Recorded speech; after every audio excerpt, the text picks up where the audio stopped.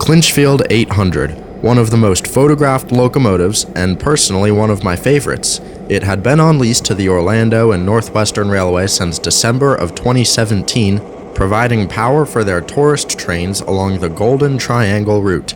Running between Eustis and Tavares, the O&NW operates over Florida Central trackage. Prior to April of 2019, O&NW also ran trains to Mount Dora through the marshes and along the beautiful Lake Dora. Florida Central only runs revenue trains to Eustis, so I imagine they got tired of maintaining the less profitable line out to Mount Dora and told the O&NW to leave.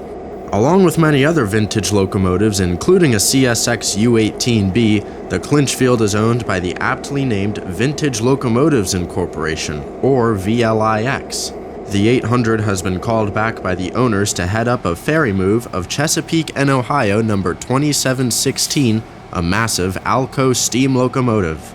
The F unit led 2716 on a previous journey to restoration back in 1979, although we can only hope that this attempt will prove more successful than the last.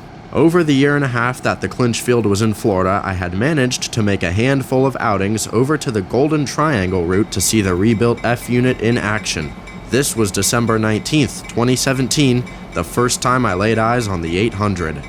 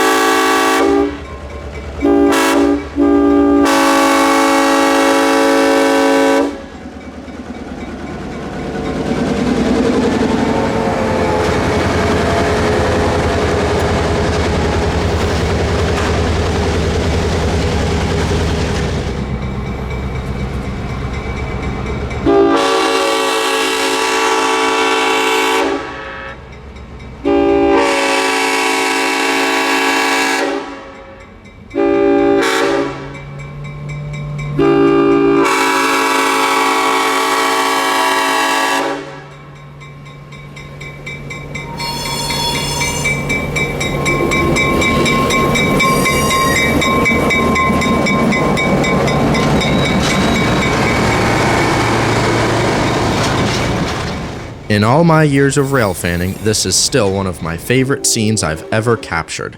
The 800 looked amazing as it pulled past the palm trees and through the roundabout grade crossing, with awesome sunlight beaming down upon the streamlined bulldog nose. 800 was leading a deadhead move of the night's Polar Express train, coming south from staging in Eustis to pick up passengers at the Tavares station. The Polar Express is a huge event for the O&NW, requiring all 12 of the railroad's passenger cars. In addition to the 12 passenger cars, both generator cars were attached to an engine at each end. Because none of the locomotives on the railroad are HEP equipped, the railroad has outfitted 2 old baggage cars with diesel generators in order to provide electricity throughout the passenger train. Owned by Walden's Ridge Railway and on lease to the O&NW is Seaboard System GP30 number 1030, still in its original paint scheme, if you could call it that.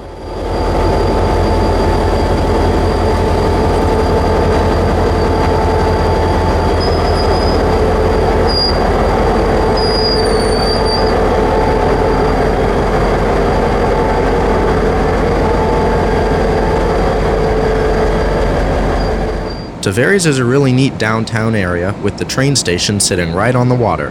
Nicknamed America's Seaplane City, Tavares certainly lives up to the hype. After pulling west of the Tavares station, Seaboard 1030 leads the Deadhead back east into town. This was only done once the platform was full of excited kids waiting to board the train, a move done purely for show. I thought that was pretty cool, as most railroads don't even think about catering to the enjoyment of those standing trackside.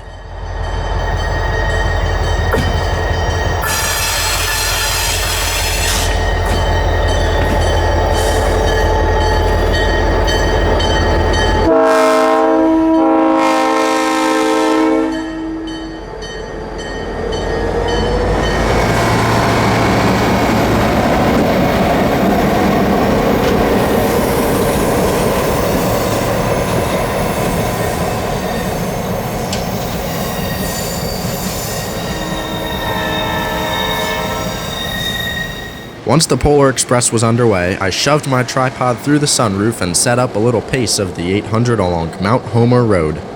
As if the 800 doesn't look beautiful enough, its colorful history only adds to the allure of this seasoned engine. The 800 was originally built for the Clinchfield as an F3 in 1948. EMD's F3 was its first F model to surpass 1,000 A units in production and almost 1,500 A and B units total. Even more successful was the F7 with almost 4,000 A and B units produced.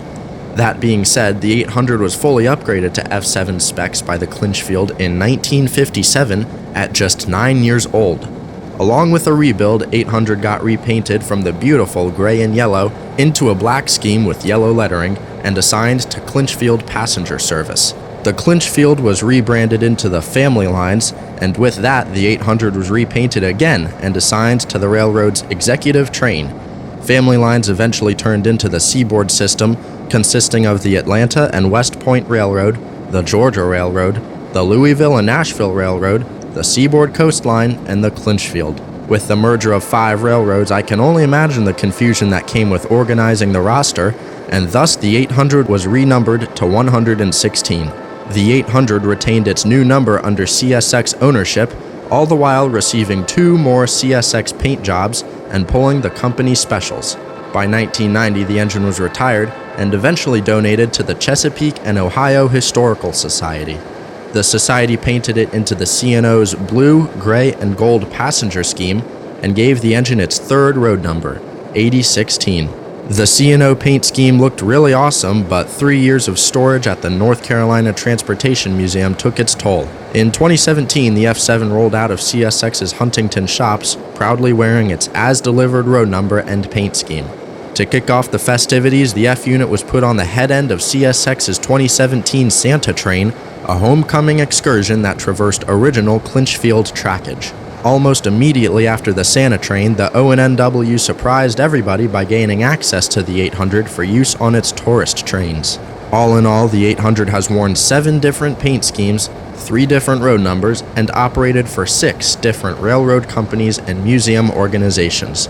The 800 is a rock star, and it felt surreal chasing it through the humble neighborhoods of Central Florida.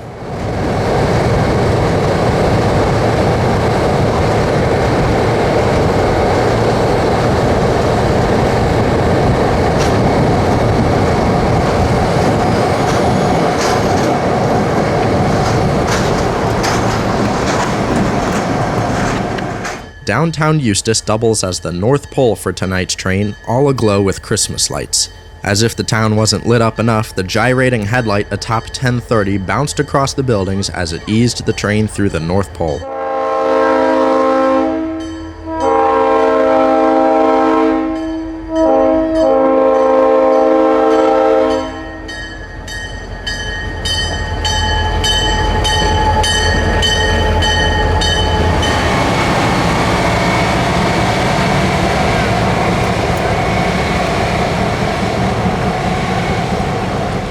Although it was getting dark, I stuck around to watch the 800 lead the return trip past all the lights.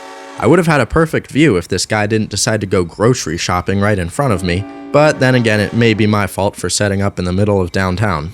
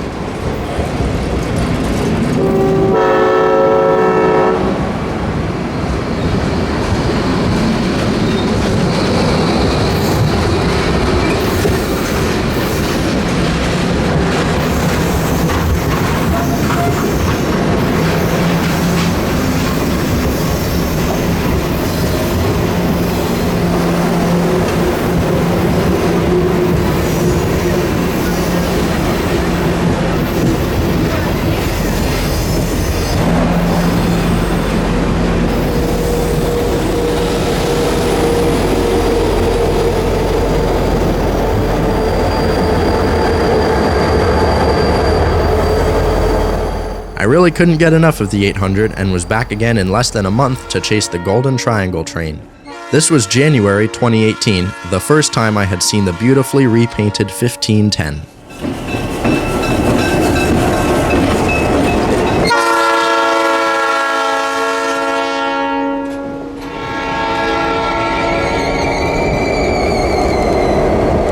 Screaming into downtown Eustis, we got lucky with the 800 on the other end. It wasn't long before the train had turned around to head back south to Tavares.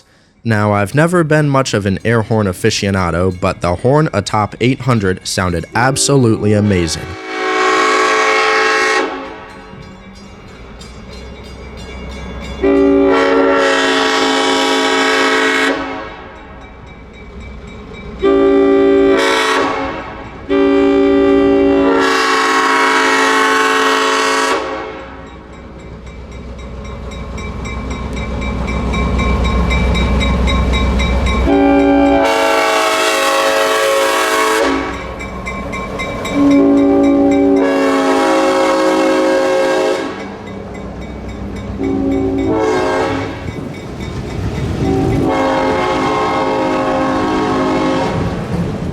The Eustis branch is rated at 20 miles an hour, which actually makes catching up to the train difficult along the 4-mile stretch.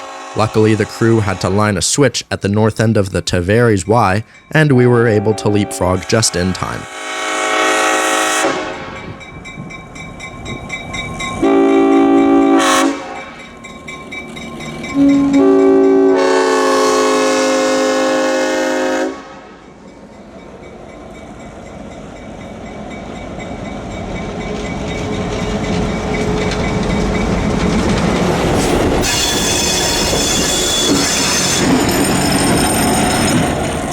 Dare I say it, but I think the 1510 looks almost as good as the 800. I've only ever seen one other purple locomotive, but HLCX 6305's paint job certainly wasn't as shiny or historical as 1510's.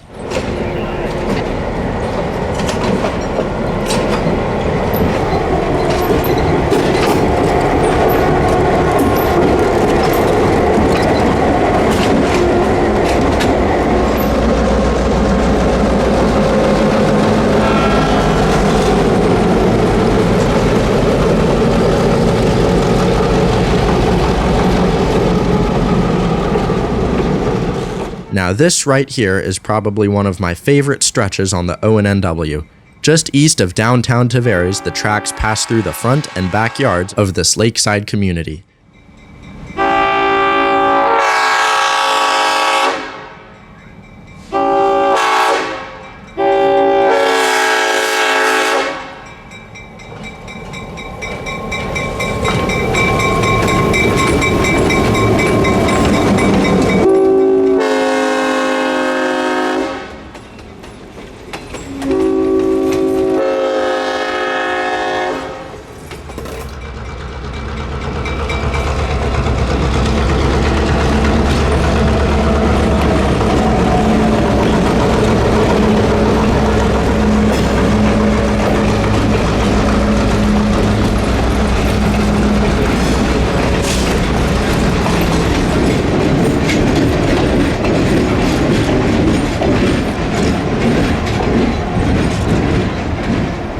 Nearing Mount Dora, the tracks snug up to the namesake Lake Dora. Although the trees impede much of the view, it still looks great as the 800 moves along the lake.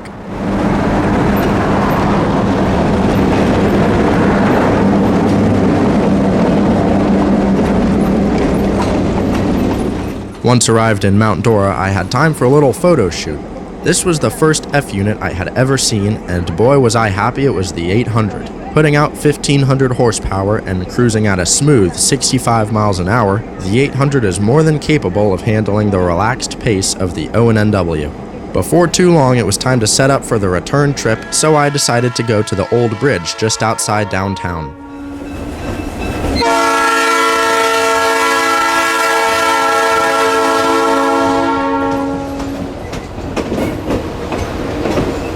This is the same bridge I stood at about a year prior as I chased the Tavares, Eustis, and Gulf wood-burning steam engine.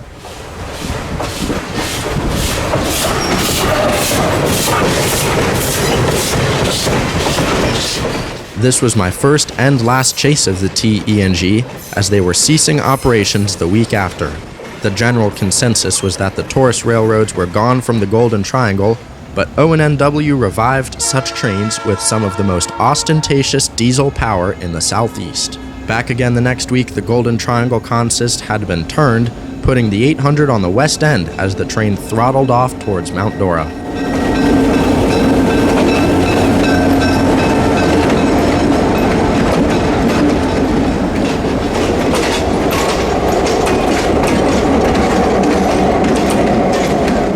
I had come back to find the 800 and hopefully stage a pretty cheesy picture idea of mine.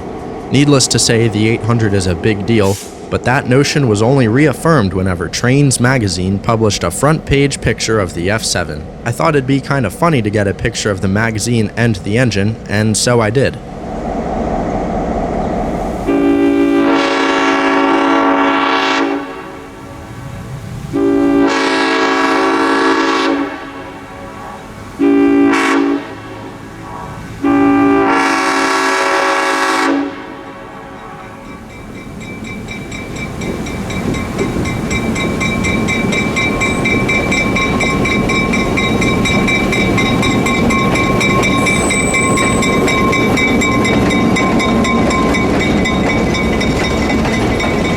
I jumped back to Tavares with enough time to see the 800 pulling in, splitting the road as it pulled into the station.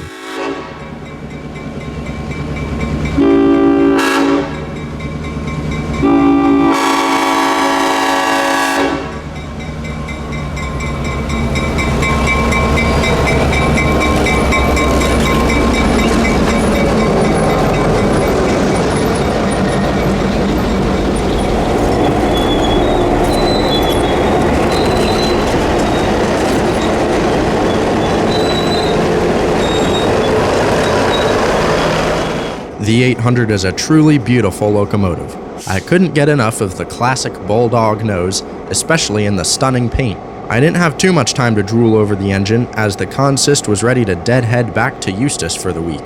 This operation began with a shove back over the east end of the Tavares Y.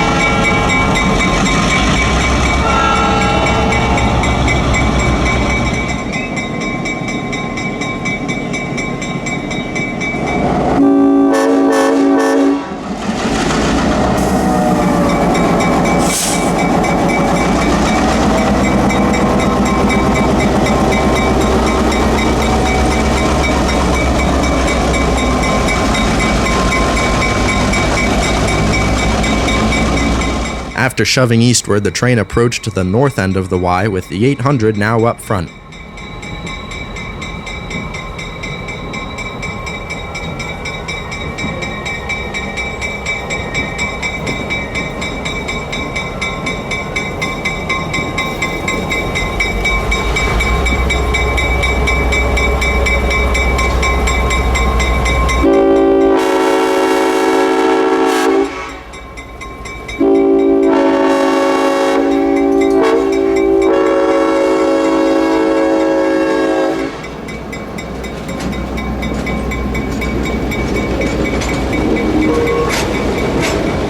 I didn't know it at the time, but this would be the last time I would see the 800 under power.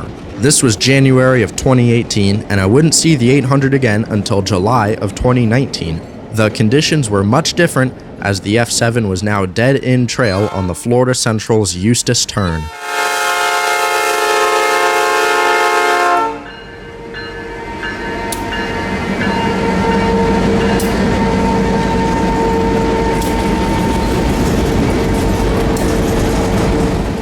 This was the ferry move of the 800, beginning its journey back to Kentucky. The FSEN crew had picked the 800 up in Eustis and brought it, along with the rest of their train, south towards CSX's Taft Yard in Orlando. I caught up with the train a couple miles south to watch them at speed.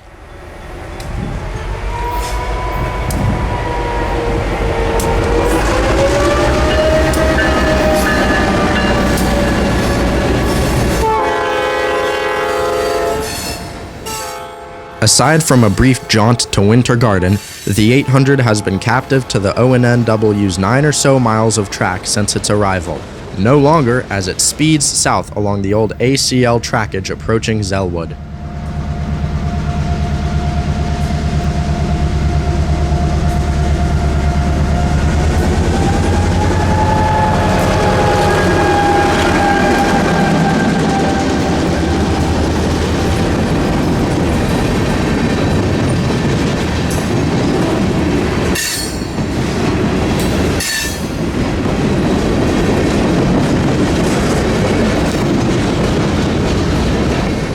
In Zellwood, the tracks encounter a substantial grade. There are a handful of rolling hills along FSEN tracks, but the grade in Zellwood is by far the most daunting. I decided to set up at the summit to see GP11 number 1802 throttling by.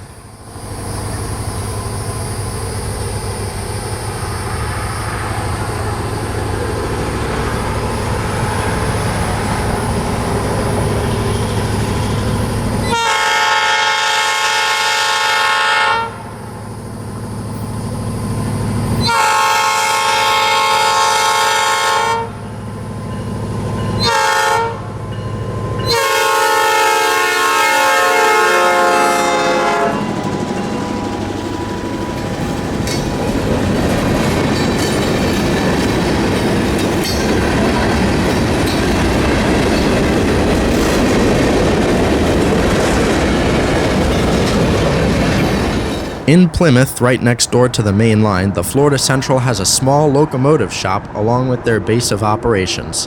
Most crews are based out of Plymouth, so this is where the Eustis turn would tie down for the day. I had set up under the Orlando Beltway to watch the 800 pass me by one final time.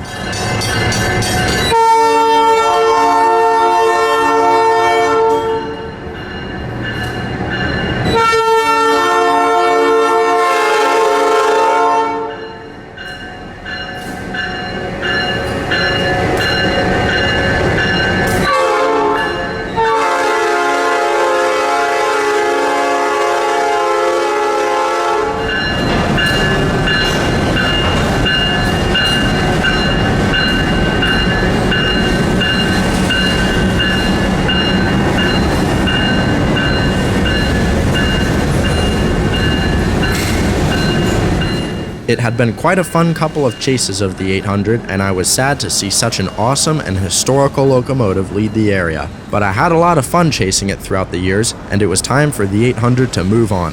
Thanks for railfanning with me today, and don't forget to like and subscribe if you enjoyed this video.